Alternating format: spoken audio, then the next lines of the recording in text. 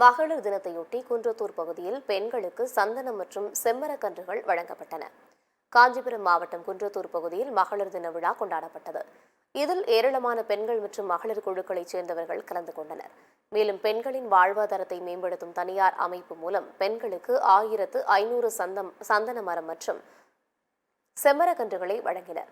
குறிப்பாக சந்தன மரத்தை சுற்றிலும் வெவ்வேறு வகையான 4 மரக்கன்றுகளை நட்டால் மட்டுமே சந்தன மரம் வளரும் என்பதால் மகளிர் குழுவைச் சேர்ந்த பெண்களுக்கு சந்தனம் மற்றும் செம்மரக்கன்றுகளை வழங்கியது நெகிழ்ச்சியை ஏற்படுத்தியுள்ளது.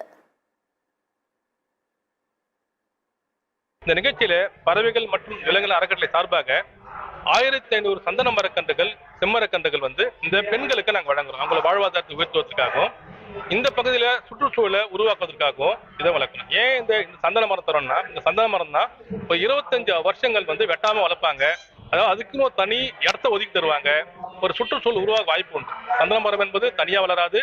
அது மற்ற மரங்களோட சேர்ந்து வளர்த்தனால இன்னும் அதிகமான மரங்கள் எண்ணிக்கை உருவாகும், சுற்றுச்சூழலும் நல்லா உருவாகும் என்பதற்காக தான் இந்த சந்தன மரத்தை தந்திருக்கிறோம்.